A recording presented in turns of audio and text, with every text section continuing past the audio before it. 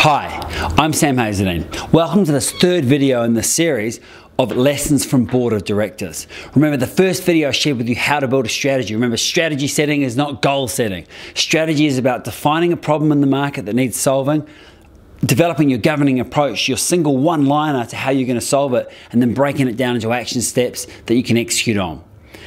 The second video was about making sure that your strategy is aligned with what you want personally, because unless you're congruent, you won't be operating 100%. You'll fall into that trap of procrastination and putting things off, and you'll put things off because you're not fully into it. How do you get fully aligned with your strategy?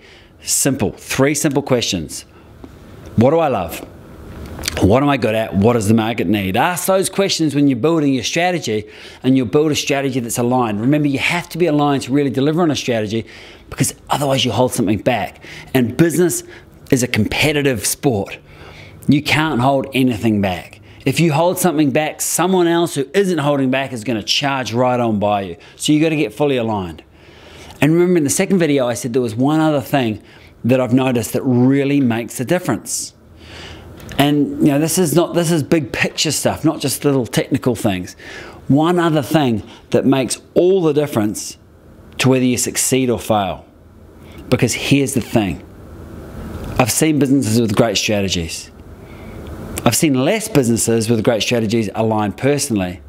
And then I've seen even less businesses than that really thrive and really go for it.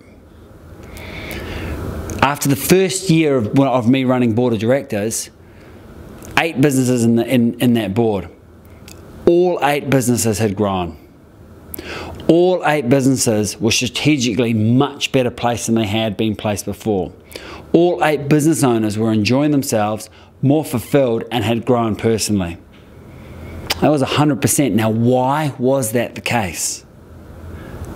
2 words: peer group. The third lesson from board of directors that I took from that is the power of the peer group. I've worked with people on a coaching basis, and I've now worked with people in the board of directors forum. And the results are different.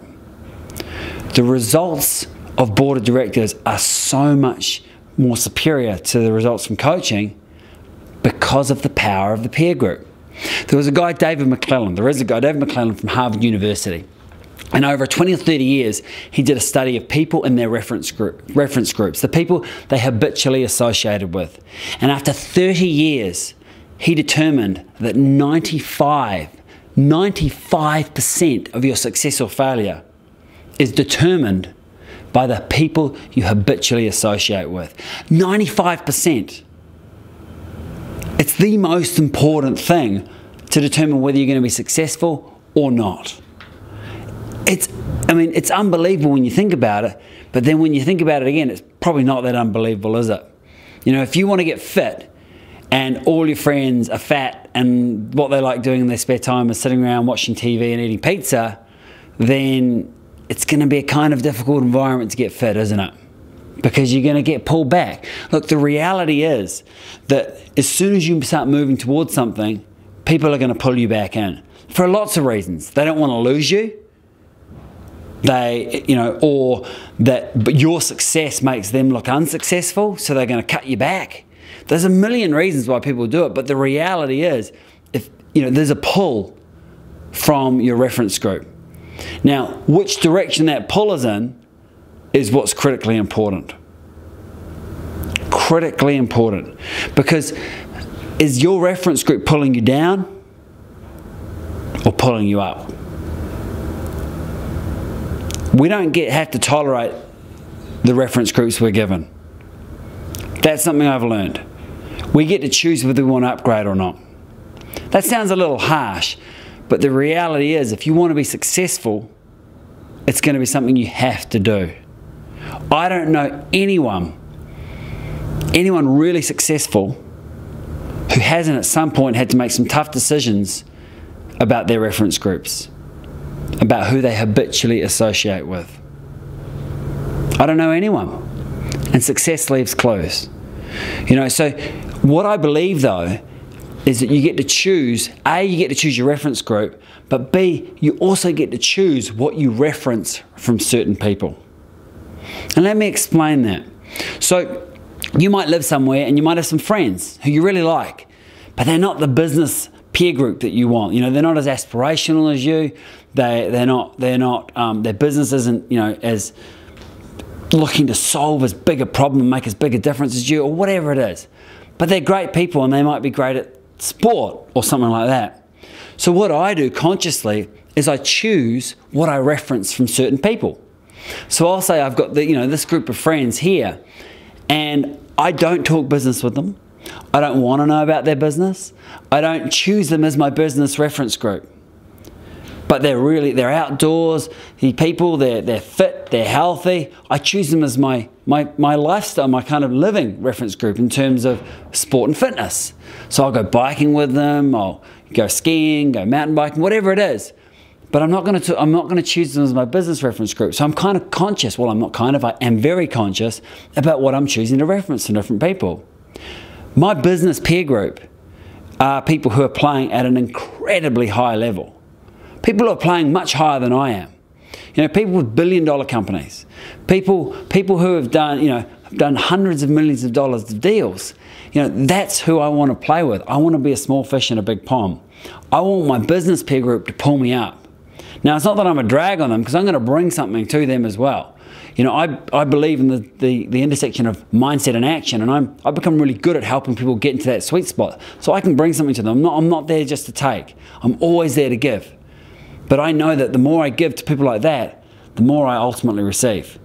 You know, if you go with a spirit of contribution to the people you want to reference, man, the more you give, the more you'll receive. It's impossible for it not to be that way. So what's really important for you is that you pick your reference groups. You know, pick your reference groups in life. Pick the ones you want from a health and fitness perspective. Pick the reference groups you want from a relationship perspective. Pick the reference groups you want from a business perspective. I'm really careful about who I reference in different areas. I'm conscious about it because I know that we become the people we habitually associate with. You've probably heard that statistic, that your income is probably the average of the 5 people you habitually associate with the most. Do the math. You want to be rich? Hang out with rich people. Want to be successful at business? Hang out with aspirational people who want to be successful at business. Want to be fit and healthy? Hang out with fit and healthy people. It's just not rocket science, but the reality is, as David McClellan found, it's 95% of your success or your failure. So take heed of this lesson. Take heed of this lesson and realize that you can't be successful without upgrading your peer group. The peer group will hold you where you are. Get a peer group who's operating at a higher level. When you do that, you give yourself that third ingredient, which is you've got a great strategy that aligns with the market. It is aligned with what you want personally, and it is fueled by this reference group, by the peer group, because that is what gives you the momentum. And that was that third thing that I took out of board. When I compared people who had individual coaching and people who had board of directors, the board outperformed them by multiples. And it's because they had this reference group. They had a reference group that they had to come together every 3 months and elevate their thinking and focus on, you know, other people's businesses and really deliver. To aspirational people, aspirational peer groups. They had a board buddy they're speaking to every single week, so they're held accountable and they're also encouraged. They have monthly updates with the whole board and me to hold accountable and to encourage and to give advice. And that momentum, that peer group just lifted everyone up. You know, there were times during the year when someone was, you know, had fallen down, where someone was struggling. And what was awesome is that you'd see them in that environment get lifted up by everyone else. And it's not like it's a drag on everyone else, because you become so invested in these people that you want to see them successful and you lift them. And then sometimes they're going to lift you too.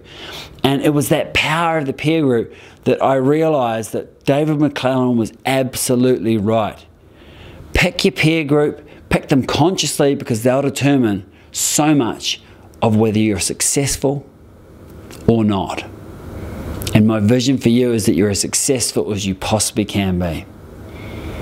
So do that consciously. It's gonna be a bit like ripping the Band-Aid. sometimes, but do it quickly, don't do it slowly. Upgrade your peer group, and it doesn't mean you don't have to love your friends and your family, it just means you get to pick what you reference from them. And I think that's the big lesson that I got out of this. So I hope those 3 lessons have been of a lot of value to you. Remember, build a strategy based on solving a problem in the market, but also align it with what you want personally, and then surround yourself by people who are going to lift you up and give you momentum and keep you going and help you keep going in the right direction, because that ultimately is what's going to determine how successful you can possibly be. If you enjoyed those videos and you actually want to be part of my board of directors course, then I will have some positions coming available in the next intake. If you want to do board of directors, then please fill out the form that's going to be on this page somewhere, because then we can schedule a time to be in touch. Look, as I said, board of directors, I find it a real privilege. I think it's a real privilege to work with people over a period of time, over the course of a year, to really get inside their businesses and to really help them grow their businesses. But not just grow their businesses, actually do it in a way that they become more fulfilled, they enjoy it more, because I also know that when they're doing that, they're going to be more successful at business too. I describe board of directors as compressing decades into days. It's about learning from shared experiences, learning from other people's experiences. Remember, experience is an expensive teacher. And the beauty of board of directors is that you come together, you give yourself that unique gift of elevating your thinking for 2 days every 3 months, and focusing not just on your own businesses, but on other businesses too.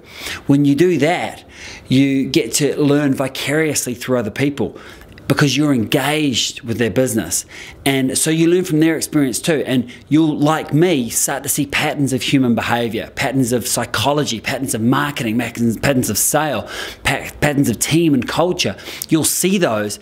And what people find from board of directors is they come in thinking that, you know, the board for their own business is going to be the most valuable thing, but so often it's the other people's boards, because that's where your blinkers are off and you're not thinking about your own business, and you'll suddenly see something in someone else's business and go, holy cow, I got that going on in my business too. And it might be much smaller now, so you can kill the giant before it becomes big.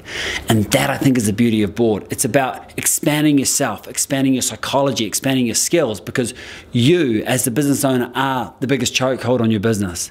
And so to grow your business, you need to grow yourself. That's why I say board of directors, it's not a personal development course, but it's a personal development course, because you're going to grow so that your business can grow too.